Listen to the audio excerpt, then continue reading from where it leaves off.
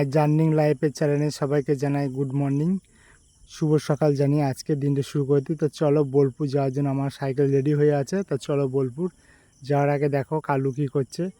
কালু তো না, সাহেবের নাম।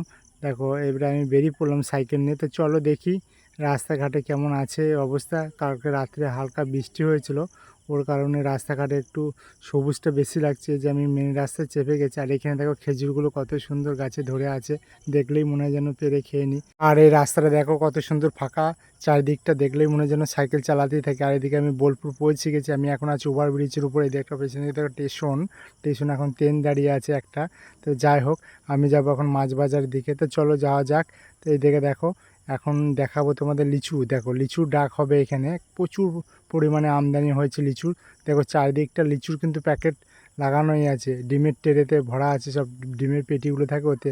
এই পাশটাও লিচু ভর্তি দেখো। তো চলো লিচু দেখতে দেখতে আমি বাজার পৌঁছে গেছি, স্ট্যান্ডে রাখলাম সাইকেলটা। তা চলো বাজারের ভিতর দিকে চলে যাব এবার। তা চলো দেখি।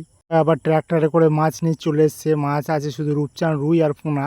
তা চলো আমরা ভিতর দিকে যাব। যাওয়ার আগে দেখছি একটা কাকু সাইকেল নিয়ে যাচ্ছে। তো যাই হোক, ট্যাঙ্কির মাছ লাফাচ্ছে। তাকে আমি এখন আছি বাবুদার আড়তে, কত সুন্দর করে মাছ সাজিয়ে রেখেছে দেখেছো পাল্লার ওপর। চলো কিভাবে মাছ ডাকায় তোমাদের আজকে দেখাই।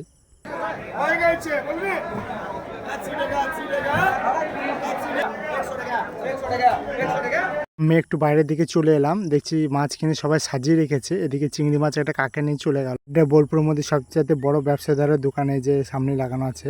আর এদিকে চিৎকার করে করে গলা ফেটে যাচ্ছে, কিন্তু কেউ সাড়া দিচ্ছে না। এদিকে আবার মাছ কেনা কমপ্লিট হয়ে গেছে আমার। তা চলো কি কি মাছ কিনেছি তোমাদের অবশ্যই দেখাবো। তো চলো দেখো, এই দেখো কি মাছ কিনেছি। রুই আছে, মিরিক আছে, রূপচাঁদ আছে ভিতরে, আর এদিকে চিংড়ি আছে। দেখো কত মোটা মোটা চিংড়ি দেখে। তো চলো আমি গ্রামের জন্য তাহলে রেডি হয়ে যাই। তো আমি গ্রামের জন্য বেরিয়ে পড়েছি বাজার থেকে। তো চলো দেখি আমার প্রথম কাস্টমার কে হয়।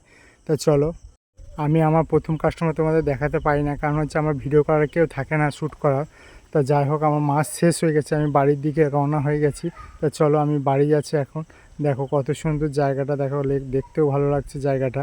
তো যাই হোক, চলো গ্রামটা একটু তোমাদের দেখায় ঘুরিয়ে। তা আমি যে দিকটা রাস্তায় যাই পুরোটাই ফাঁকা। তা চলো ফাঁকা রাস্তাটা দেখো, কোথাও দূর দূরান্তে গ্রাম তার ঠিক নেই। তো যাই হোক, আমি প্রায় বাড়ির কাছে পৌঁছে গেছি।